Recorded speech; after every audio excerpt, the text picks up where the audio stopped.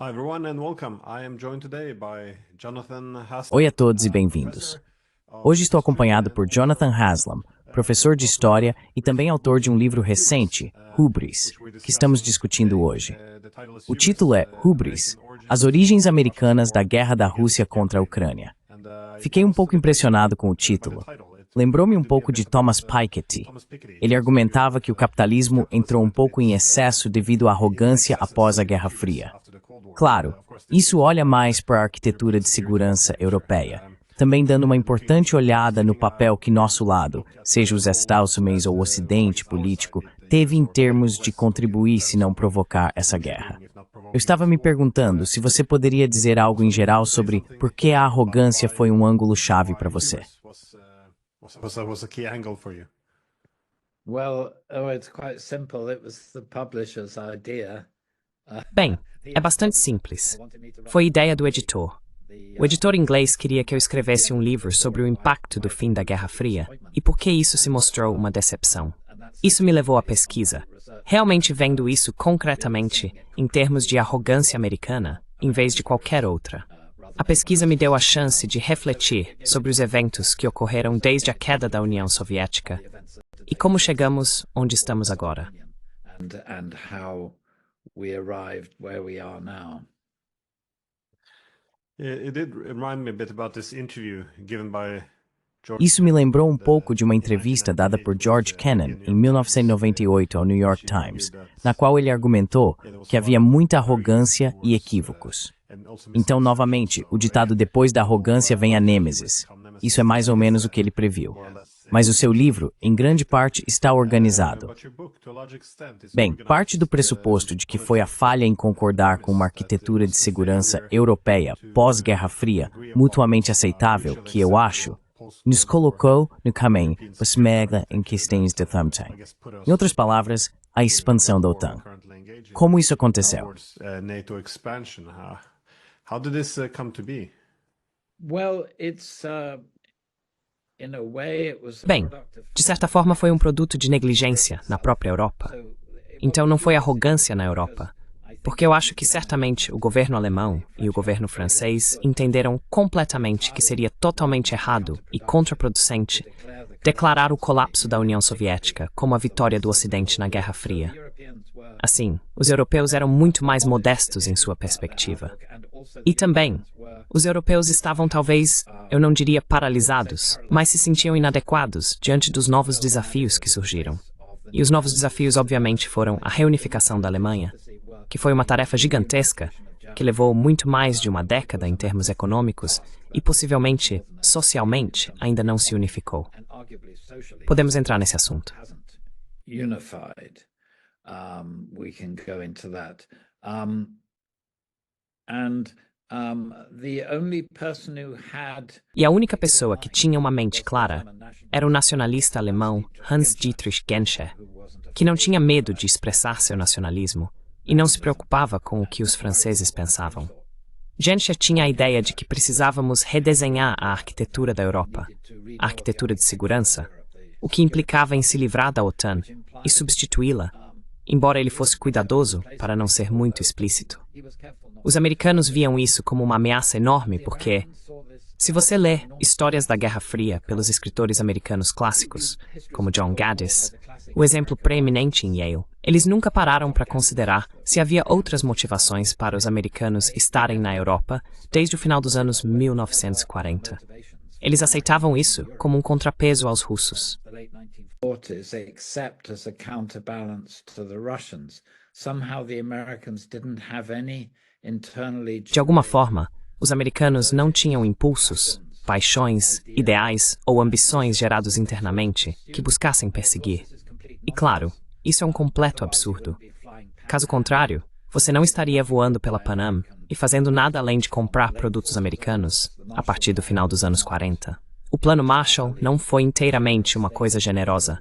Eles pegaram todo o dinheiro da ajuda à China e da ajuda da América Latina, colocaram em um único fundo e chamaram de Europa. E por quê? Foi porque, obviamente, a Europa, como Stalin disse, quem controla a Europa controla o mundo. E os Estados Unidos perceberam que se quisessem ser a potência global por excelência, tinham que estar na Europa. power par excellence, it had to be in Europe. So what Genscher and people like that were suggesting. Então, o que Genscher e pessoas como ele estavam sugerindo alarmou George Bush 41, em contraste com seu filho, George Bush 43. George Bush via isso como uma ameaça de que os europeus buscariam afastar os Estados Unidos da Europa. Em uma das reuniões da OTAN, enquanto Gorbachev estava abrindo mão do controle da Alemanha Oriental, George Bush propôs expandir o papel da OTAN para o resto do globo. Isso causou um furor absoluto, e os franceses, liderados por François Mitterrand, se levantaram e explodiram. Não podemos discutir isso. Você nunca propôs isso. Sabe, não vamos fazer isso. Houve uma discussão violenta, e em particular, houve uma discussão ainda mais agressiva. No final, Mitterrand foi convidado à Casa Branca para almoçar com o conselheiro de Segurança Nacional, o tenente-general Brent Scowcroft, que era muito mais... Lieutenant General Brent Scowcroft, who was a much more, he was almost plastic in his nature.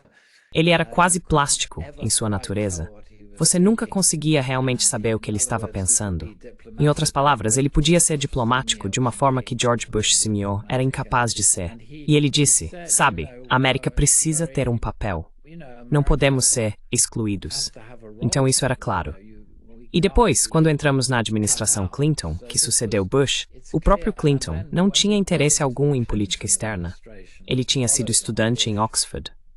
E acho que já tinha tido o suficiente de estrangeiros, ou de ser um estrangeiro em um país estrangeiro. Hoje em dia, chamamos estudantes estrangeiros de estudantes internacionais, como se nossos próprios estudantes não fossem internacionais. As though our own students aren't international. But in those days, you just called them aliens. Mas naqueles dias, você simplesmente os chamava de alienígenas. E Clinton tinha sido um alienígena na Grã-Bretanha, o que significava que a polícia vinha verificar a cada 6 meses se ele ainda estava lá. Então, não havia amor perdido. E o mesmo com Stephanopoulos, que também estava em Oxford. Este era um regime isolacionista, o regime Clinton, isolacionistas democratas. E eles não tinham nenhuma inclinação de que George Bush 41 tinha que restaurar e reconstruir os Estados Unidos na Europa. E na época em que estavam no cargo, herdaram o colapso da Iugoslávia, que foi um produto da política do Vaticano imposta aos alemães para reconhecer a soberania da Croácia católica.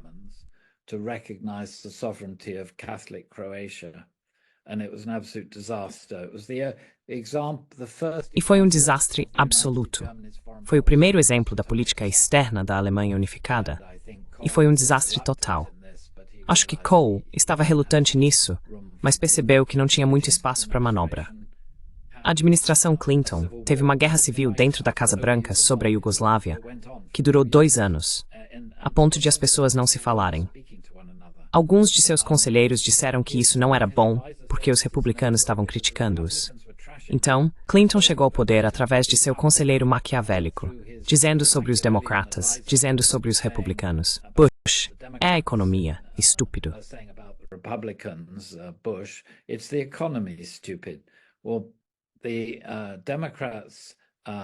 Bem, os democratas tiveram o favor devolvido a eles.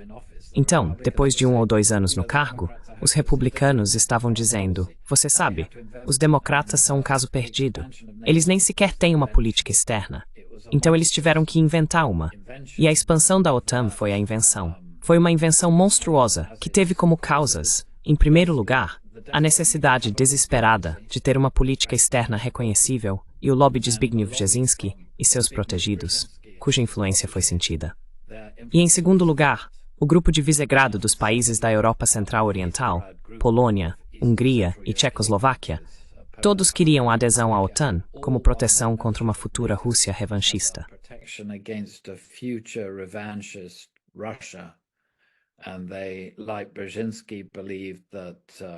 E eles, como Brzezinski, acreditavam que, sabe, era como dizer, sabe, você tem que ter um zoológico para os animais russos. Você não pode deixá-los vagando. Mais cedo ou mais tarde, eles vão te devorar. Quero dizer, essa era a visão deles, bastante primitiva e baseada em uma grande quantidade de história. Então acho que a maioria das pessoas que não gostavam da expansão da OTAN, incluindo George Kennan, que desprezava os europeus orientais em geral, incluindo os ucranianos, perceberam que esses três países, mais cedo ou mais tarde, gravitariam em direção ao Ocidente, de uma forma ou de outra, militarmente em termos de segurança, dado seu peso e dado seu passado. Mas a questão é que se Clinton já tivesse uma política externa, ele nunca teria seguido nessa direção. Got a foreign policy, he would have never gone in that direction. It was the sort of absence of one. Foi a ausência de um que criou esse pequeno monstro em 1994. E claro, o ponto-chave sobre a expansão da OTAN é que, com exceção daqueles três países na Europa Central e Oriental, ninguém foi consultado. Quando os planos foram apresentados em segredo, eles nem sequer foram vazados para membros do Congresso e do Senado. Tudo foi feito em grande sigilo. E é por isso que pessoas como George Kennan, que estava aposentado em Princeton, criaram um furor sobre isso. Porque de repente, em 1995 estava acontecendo. E quem autorizou tudo isso? Foi simplesmente Clinton querendo um segundo mandato. E você sabe, a oposição a isso foi quase total em termos de russistas na América. Houve apenas um no Conselho de Segurança Nacional que apoiou.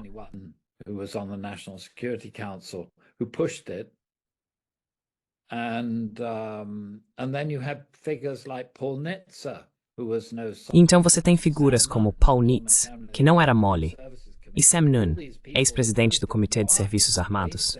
Todas essas pessoas se opuseram a isso. Por quê? Eles disseram, sabe, a Rússia pode estar em baixa no momento, mas no futuro não estará. E se você expandir a OTAN até a Rússia, sabe, você está cutucando o tigre, você está causando problemas para o futuro. Você pode voltar e ler esses avisos à luz da guerra na Ucrânia. Então, se Kennan estivesse aqui, ele teria dito, eu avisei. Eu disse o que aconteceria, você não ouviu. E, infelizmente, esse foi o caso. Todos achavam que sabiam o que era melhor. Todos achavam que era o século da América novamente. E não era.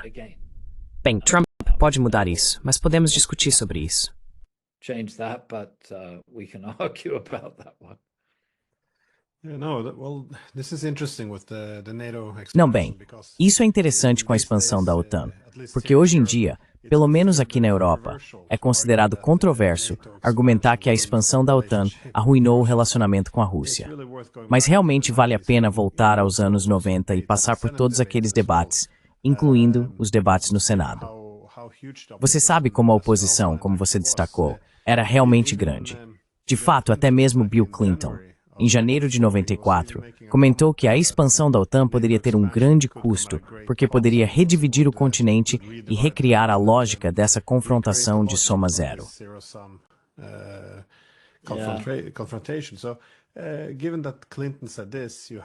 Dado que Clinton disse isso, você tinha pessoas como James Baker, você mencionou George Kennan, mas também, é claro, William Perry. E eu estava me perguntando, você pode determinar quando essa decisão foi tomada? Porque eu falei com Chas Freeman. Ele estava argumentando que, em um ponto, Bill Clinton estava prometendo a Yeltsin que não expandiriam. Mas, ao mesmo tempo, ele estava dizendo aos europeus orientais, não, apenas deem um tempo. Então, ele sugere que Clinton estava sendo muito desonesto sobre toda a situação. Mas você descobriu em que momento específico?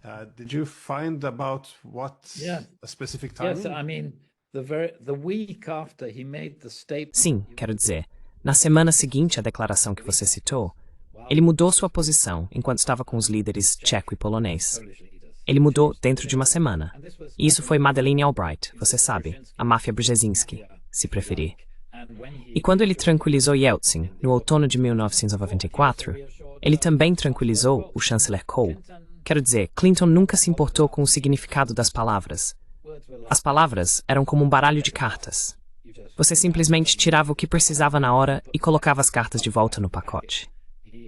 Ele foi provavelmente o político mais desonesto que vimos nos Estados Unidos no pós-guerra, ainda mais do que Nixon. Even more so than Nixon. E eu acho que isso custou muito aos Estados Unidos. Você vê que a prioridade sempre foi doméstica. E em termos domésticos, a administração Clinton foi um enorme sucesso. Quero dizer, os americanos pensaram que o fim da Guerra Fria, devido à redução na indústria bélica, etc., significaria basicamente uma depressão, como no final da Segunda Guerra Mundial. E Clinton não apenas os tirou disso, ele tomou todas as posições republicanas sobre bem-estar e o resto e criou um novo consenso nos Estados Unidos. Então, domesticamente, as divisões desapareceram. A economia estava em alta. Eles até tinham um superávit no orçamento da Previdência Social. A surplus in the Social Security budget. The Allies were quiet in public. Os aliados estavam quietos em público. Os russos, é claro, não podiam causar problemas porque estavam de joelhos na maior parte do tempo. E foi um sucesso retumbante que, obviamente, não poderia durar, porque ao roubar as roupas dos republicanos, ele criou uma aversão virulenta aos democratas, liderados por Gingrich, que foi quem foi levado pelo nariz por Clinton. Ele era o presidente da Câmara. Eles estavam totalmente amargurados. E com base nessa amargura, surgiu um novo partido republicano, capturado pela ala lunática, os neoconservadores. E os Estados Unidos nunca se recuperaram a mente.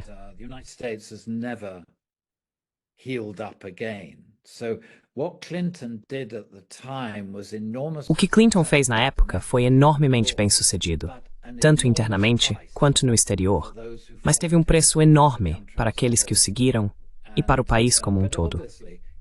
Mas, obviamente, se as decisões de expandir a OTAN fossem tomadas apenas com base nos interesses nacionais de algumas ex-repúblicas soviéticas e vizinhos da antiga União Soviética, então se alguém vivesse lá, é claro que seria a favor disso. Embora a defesa de um país como a Estônia, onde você pode pegar um carro em São Petersburgo e estar lá em algumas horas, não seja credível. Mas, você sabe, é possível entender por que esses países gostariam de fazer parte disso. Mas a questão é que as decisões não foram tomadas lá.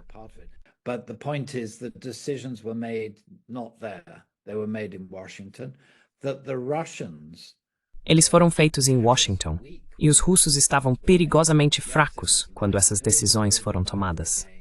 Yeltsin foi enganado repetidamente, assim como os europeus, porque os líderes europeus estavam constantemente dizendo aos americanos: vocês não podem fazer isso. Se fizerem, haverá problemas.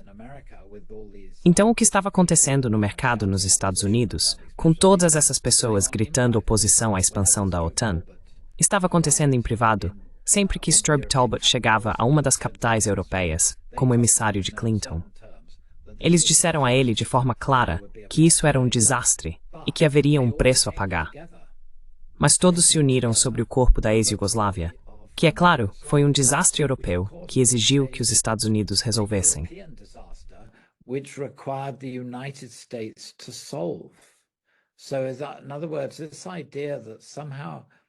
Então, em outras palavras, essa ideia de que, de alguma forma, após a Guerra Fria, os europeus poderiam gerir seus próprios assuntos externos era uma ideia completamente louca, porque, caso contrário, o genocídio não estaria ocorrendo no sudeste da Europa. No final, os americanos foram chamados para resolver a situação.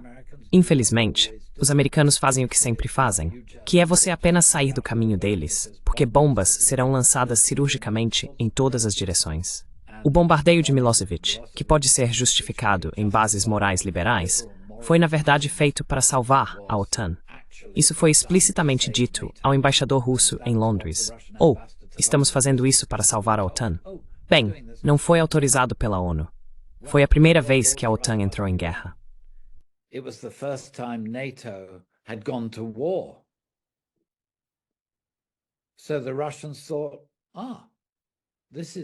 Então os russos pensaram, é disso que se trata. É disso que se trata a expansão da OTAN. E então o tratamento de Kosovo, arrancando do corpo da Iugoslávia, a capital medieval dos eslavos, Kosovo, e criando, a partir disso, um regime independente, que era basicamente comandado por mafiosos do tráfico de drogas. Era corrupto ao extremo contra as resoluções da ONU. Assim, o final dos anos 1990 marcou a destruição de qualquer confiança que Moscou tinha no Ocidente. E não é por acaso que essas são as circunstâncias em que os reformistas na Rússia foram rejeitados por Yeltsin. Em vez de reformistas, ele trouxe o Sr. Putin ao poder. Ele sabia muito bem o que as pessoas de Putin fariam na Rússia. Foi uma espécie de vingança dele contra o Ocidente, na minha opinião. Era a Rússia em seu ponto mais fraco. and Russia at its weakest point. Things didn't have to go the way they went. As coisas não precisavam ter seguido o caminho que seguiram depois disso. Houve outras circunstâncias que pioraram a situação, porque Tony Blair, que chegou ao poder na Inglaterra em 1997, estava determinado a conquistar Putin e tentar domar o tigre. E ele tinha conselhos especializados muito bons, mas infelizmente a Grã-Bretanha não tinha poder desde cerca de 1945. A Grã-Bretanha não podia tomar decisões por conta própria e precisava da aprovação dos Estados Unidos para trazer o tigre para a tenda. Isso foi bloqueado por Don Rumsfeld, do Pentágono. Nada foi feito no regime de Bush 43 sem a permissão de Don Rumsfeld, e ele bloqueou completamente. Você pode datar a animosidade de Putin em relação à OTAN realmente a partir daquele momento em que foram excluídos no início dos anos 2000. Demorou tanto tempo para isso emergir. It took that long for this to emerge. Well, the Yugoslav war was Bem, a guerra na Iugoslávia muitas vezes é negligenciado quão importante isso foi, porque quando a OTAN fez sua primeira rodada de expansão, em março de 1999, foi menos de 2 semanas depois que a OTAN atacou a Iugoslávia, sem o mandato da ONU. Portanto, contra o direito internacional, também atacando um parceiro estratégico-chave, bem histórico, pelo menos da Rússia. Lembro-me de que naquela época, Henry Kissinger também comentava sobre isso, que não podíamos mais assegurar aos russos que ao expandirmos a OTAN, era simplesmente uma aliança defensiva, porque tudo isso foi meio que jogado pela janela. all that was kind of thrown out the window. Also, yeah, before I forget, about the dishonesty. Além disso, sim, antes que eu me esqueça da desonestidade de Clinton, ele fez um comentário em 97 também, quando concordaram com este ato fundador OTAN-Rússia, para acalmar um pouco a Rússia sobre os temores de expansão da OTAN. E aparentemente, o comentário de Bill Clinton foi algo como: bem, deixe-me ver se entendi. Se assinarmos este acordo, prometemos não estacionar permanentemente nenhuma de nossas tropas nos novos Estados-membros, a menos que um dia acordemos e mudemos de ideia. E esse era mais ou menos o sentimento, como você disse, de que eles podem simplesmente voltar atrás nas palavras e começar de novo. No seu livro, no entanto, você tem alguns comentários ou citações interessantes. Interesting comments on or quotes. You have the Condoleezza Rice when she. Você tem Condoleezza Rice quando ela afirma, sabe, que é hora de construir um novo Oriente Médio. Isso foi em 2006. Mas também com Obama e seu embaixador na Rússia, McFaul, você o descreveu como não sendo mormon, mas parecendo tal. Acho que é a abordagem mais missionária, porque ele estava argumentando e escrevendo sobre como o objetivo da América tem que ser avançar a democracia ao redor do mundo.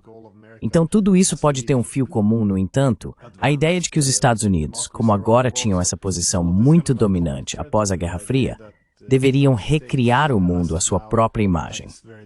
Como você mencionou, nem tudo era apenas um equilíbrio de poder, e essas ideias eram bastante prevalentes.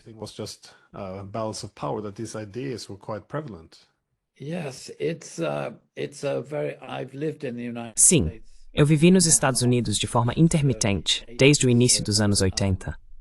Então fui para lá pela primeira vez em 84, sob Reagan. Fiquei lá por 4 anos, e depois fui em licenças sabáticas subsequentes, cortesia dos meus generosos colegas. E então vivi lá durante a primeira administração de Trump. E aprendi várias coisas sobre isso, absorvendo subconscientemente. Uma das coisas foi a maneira como os jovens podem chegar aos Estados Unidos, de qualquer país do mundo. Talvez isso não seja mais verdade para os muçulmanos, mas costumava ser. De qualquer país do mundo, eles iam para a escola e dentro de uma semana estavam recitando o juramento de fidelidade. And within a week they were saying the prayer of allegiance. They were talking American. They were eating American. Eles estavam falando como americanos. Eles estavam comendo como americanos. Eles estavam pensando como americanos. Então, essa capacidade incrivelmente absorvente dos Estados Unidos, como costumava ser, não acho que seja bem assim agora, mas como costumava ser, lhes dava essa sensação peculiar de que de alguma forma tinham algo único a oferecer ao mundo, além de hambúrgueres e beisebol. Eles tinham essa espécie de superioridade espiritual, essa capacidade de unificar, de tornar inteiras partes separadas e distintas. E assim, para eles, a Europa era realmente irritante, porque quanto tempo precisavam depois da Segunda Guerra Mundial para se unirem e se tornarem uma unidade orgânica? To get together and become organic unity. And of course it's a crazy idea of the Germans. E claro, é uma ideia louca dos alemães e dos franceses na Europa de que de alguma forma eles podem fazer isso, como se fosse uma espécie de receita com todos esses pedaços e partes. E desde que vá ao forno a uma temperatura específica, sairá, como você sabe, um pão ou algo assim. E claro, a Europa não é assim, porque os europeus têm se matado há séculos. E os americanos, quando se matam, eles exterminam os índios, eles simplesmente os exterminaram. Enquanto na Europa, todos de alguma forma sobreviveram a tudo isso. Everybody somehow survived all of this. So there's this sort of incompatible mindset. Então há esse tipo de mentalidade incompatível entre os americanos daquele período, e acho que está mudando, e os europeus daquele período. E assim você pode imaginar, se os americanos não entendem os europeus e a experiência europeia, como podem ser esperados a entender a experiência russa? Isso está realmente muito distante.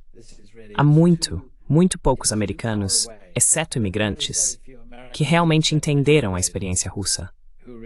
E é por isso que Mike McFaul, que é a pessoa mais agradável que você pode imaginar, que foi como embaixador para Moscou, irritou Putin sem nem perceber. Just got up the nose of Putin without even realizing it. But because the Americans were telling them what to do, Mas porque os americanos estavam dizendo a eles o que fazer, os notórios programas da USAID, que agora estão sendo abolidos, eram uma forma sorrateira da CIA. Mike não parecia perceber que impor isso aos russos sob Putin causaria problemas. Então é por isso que essa arrogância tinha uma qualidade particular, não apenas de arrogância e o resto. Era uma ignorância profundamente enraizada que a sustentava, uma insensibilidade profundamente enraizada. O que ainda continua, porque quantas pessoas, muitas pessoas compraram meu livro, mas quantas pessoas no poder, quantas pessoas na grande mídia nos Estados Unidos, quantas pessoas no Capitólio e no Congresso agora vão admitir que isso foi por causa deles? Now will they admit that this was due to them? The mess we have. Okay, Putin. A bagunça que temos. Certo, Putin, sim, claro. Mas ele levou 20 anos para vingar esse processo. Levou 20 anos para estabelecer uma ditadura onde ninguém o contrariaria. E então ele pôde fazer o que queria.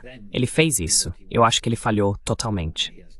Mas levou muito tempo para isso acontecer. E o problema foi que, quanto mais tempo todos esperavam, mais acreditavam que isso nunca aconteceria.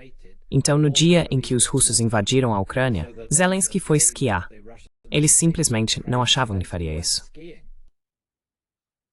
They just didn't think he would do it. Well, in this run-up to the invasion, though, because you Bem, nesta preparação para a invasão, porque você volta a 2014, olhando também para o golpe, acho que todos reconheceram que de todas as expansões a Ucrânia seria, eu acho, a mais louca. Esse é o ex-embaixador britânico em Moscou, Roderick Line, eu acho. Roderick Line, I think, yeah. Não, Roderick Braithwaite. Yeah, sorry.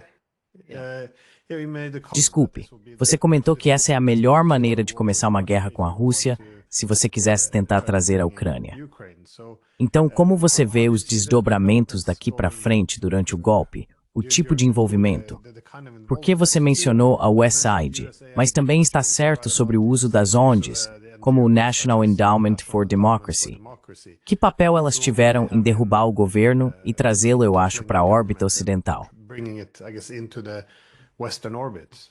Yeah, sorry, I contradicted you. You're right. It was Rod Line. Sim, desculpe. Eu te contradisse. Você está certo.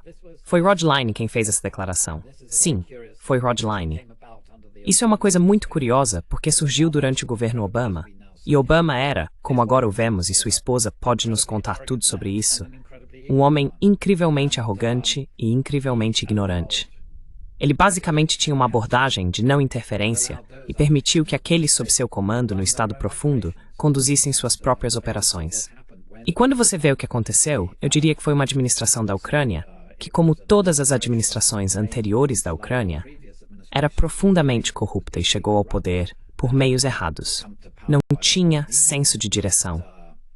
Had no sense of direction.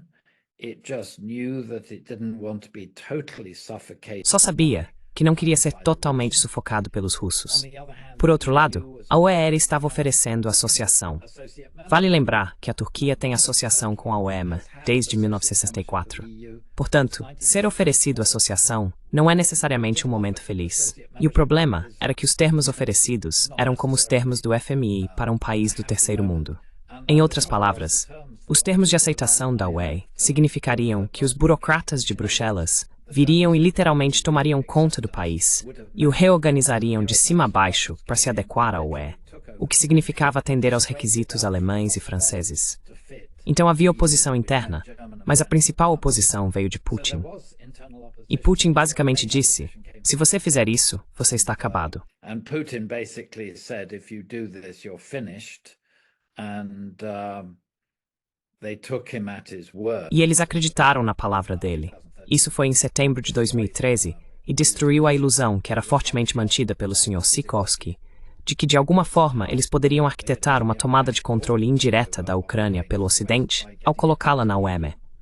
Isso foi um desastre absoluto. Então, quando a Ucrânia diz não à OEM, de repente, a partir de setembro, coisas estranhas começam a acontecer. 3 novas estações de televisão aparecem do nada.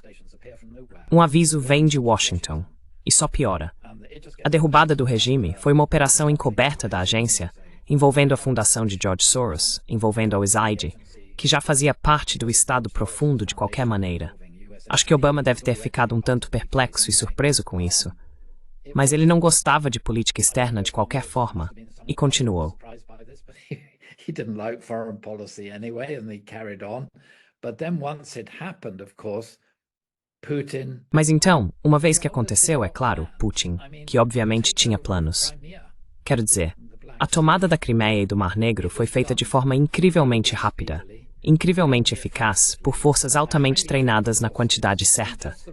Então isso deve ter estado nos planos por mais de uma década como uma opção de reserva, uma moeda de troca. E eles entraram e tomaram o controle, os homenzinhos verdes, como eram chamados. E Obama foi confrontado por algumas pessoas na administração dizendo: temos que agir, temos que agir. E ele basicamente disse: não, não, não, não vamos. And he basically said, no, no, no, no, we're not going to. Only one junior figure in the Pentagon. Apenas uma figura júnior no Pentágono realmente se arriscou a dizer que precisávamos armar os ucranianos. Isso simplesmente não aconteceu. E a Ucrânia basicamente perdeu a Crimeia para sempre. Eu não acredito que a Ucrânia algum dia recuperará a Crimeia. Mas pior do que isso é que Putin teve a ideia de que, bem, ninguém nos parou. Por que não continuamos e começamos a tomar os territórios orientais da Ucrânia, onde a maioria das pessoas falava russo, mas não se consideravam necessariamente russas? Assim como, você sabe, se você perguntar a um escocês, ele fala em inglês, mas se considera escocês e não inglês. But he regards himself as a Scotsman and not an Englishman. There's a really important difference.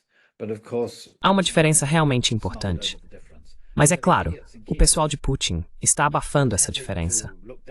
E os idiotas em Kiev tendiam a menosprezar essas regiões da Ucrânia. Eram indústrias do cinturão da ferrugem, que faziam parte do complexo militar industrial soviético, e basicamente colapsaram desde o fim do regime soviético.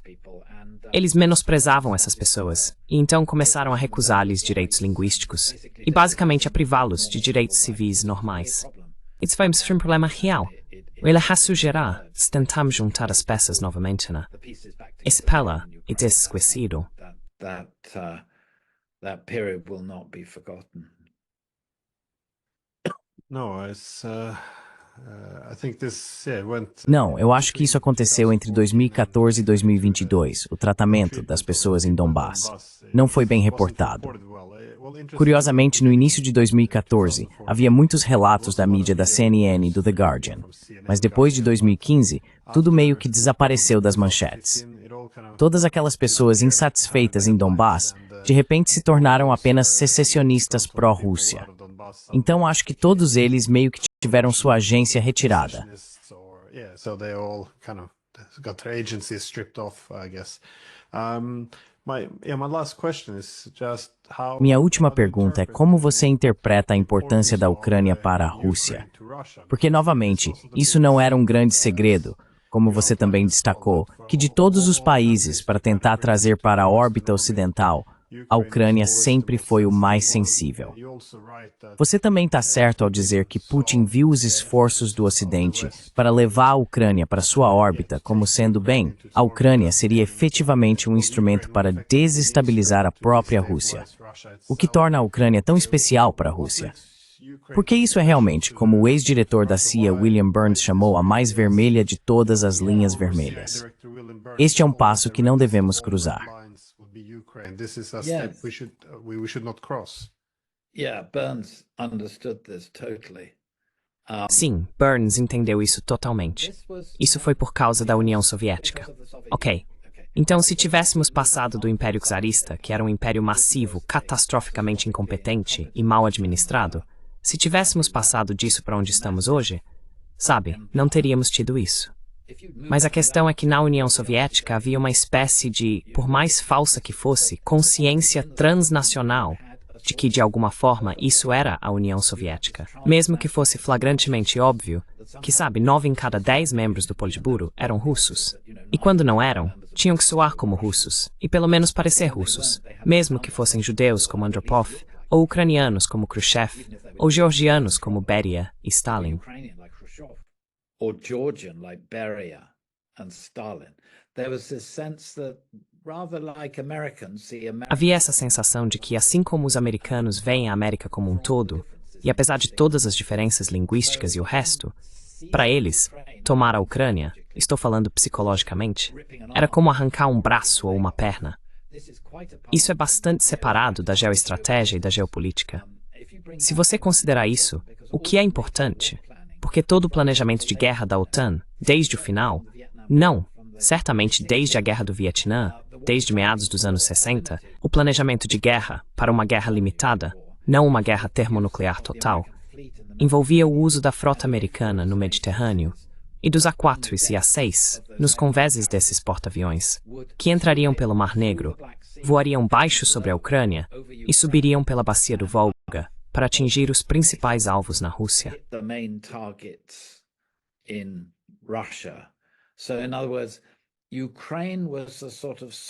Então, em outras palavras, a Ucrânia era uma espécie de ponto vulnerável da União Soviética estrategicamente. Inevitavelmente, pessoas da geração de Putin, certamente do KGB, teriam visto os mapas. Eles viram os planos de guerra. Eles sabiam exatamente qual era a estratégia ocidental. Se você der à Ucrânia a OTAN, então a OTAN está no Mar Negro e a OTAN está na fronteira sul da Bielorrússia, que os russos fingem ser independente. E isso recua para o Volga. Quero dizer, isso dá à Rússia um dilema estratégico que Pedro o Grande enfrentou e Catarina a Grande resolveu ao conquistar toda aquela área do Império Otomano.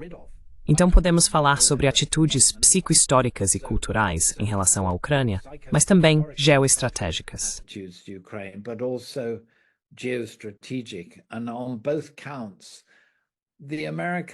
E em ambos os casos, os americanos não têm desculpa para não entender isso, porque afinal, Kennedy passou 2 anos tentando assassinar Fidel Castro, porque Cuba estava, você sabe, a 20 milhas de Miami. E você sabe, lembre-se de como os americanos ficavam histéricos se algum militar ou colono britânico cruzasse a fronteira para os Estados Unidos, para o Oregon. Eles estavam sempre obcecados com a ideia de que os britânicos iriam adquirir o Oregon dos Estados Unidos, assim como haviam roubado o Texas dos mexicanos. Então, como é que os americanos não entendem que se seu país for desmembrado, você estará em desvantagem estratégica? You're going to be a strategic disadvantage. So in a way, this curious. Então, de certa forma, essa curiosa incapacidade dos Estados Unidos de imaginar como deve ter sido estar do outro lado. Agora, Burns sempre entendeu isso porque ele é o melhor especialista em Rússia da América. E, infelizmente, ele não está mais no comando da agência. Mas ele realmente entendia tudo isso. Mas tão poucos outros entendiam. Quero dizer, Mike McFaul, que é uma pessoa perfeitamente esplêndida, fez uma declaração absurda no Twitter. Acho que foi quando disse, sabe, quero dizer, os Estados Unidos acham difícil entender como outros países poderiam invadir e tomar outras terras e colonizá-las. E eu estou pensando, você mora na Califórnia. Você fez isso 2 vezes. Você fez isso com os hispano-americanos e fez isso com os índios. Você não sabe onde mora. And you did it to the Indians. Don't you know where you live? Whether Palo Alto is not an English word. Palo Alto não é uma palavra em inglês. É extraordinário. Mas esse tipo de distração é tão marcante no pântano em Washington. E é um problema, infelizmente, hoje com a administração Trump. Até os americanos acham desconcertante o quão insensível os Estados Unidos podem ser com o resto do mundo. Então, temo que a arrogância que nos levou a esse problema original ainda esteja presente de alguma forma. E os europeus têm que aprender que seu trabalho não é ficar esperando pelas consequências, mas os europeus desde 1992 deveriam ter sido ativamente proativos nos Estados Unidos, tentando alterar a opinião dos Estados Unidos em relação à Europa. Quero dizer, quando a UE já fez disso uma prioridade, mas acho que agora eles provavelmente percebem que deveriam ter feito. But I think now they probably realize they should have done. Well, yeah, for a few years they did speak of Bem, sim, por alguns anos eles falaram de 2018 a 2022 sobre a necessidade de autonomia estratégica, soberania europeia, todos esses códigos para ter maior independência, mas nunca foram a lugar nenhum. Sobre este tópico, no entanto, dos Estados Unidos não perceberem sua própria história, há uma gravação ótima de George Bush quando ele condena a invasão da Ucrânia. Ele diz que não é assim que nações civilizadas se comportam. Elas não podem simplesmente ir e invadir o Iraque. E então ele se corrige. Ou não, desculpe, Ucrânia. Sim, é bastante notável. Sim, é muito freudiano, muito mesmo. Infelizmente, a influência de Freud nunca foi muito além da Europa Central. Bem, professor Haslam, muito obrigado pelo seu tempo. Eu agradeço. E para quem estiver assistindo, deixarei todos os detalhes desse livro na descrição. E sim, não posso recomendá-lo o suficiente. Então, obrigado novamente. Yeah, I can't recommend it enough. So, thank you again. Jet muito Miss Friends. Much.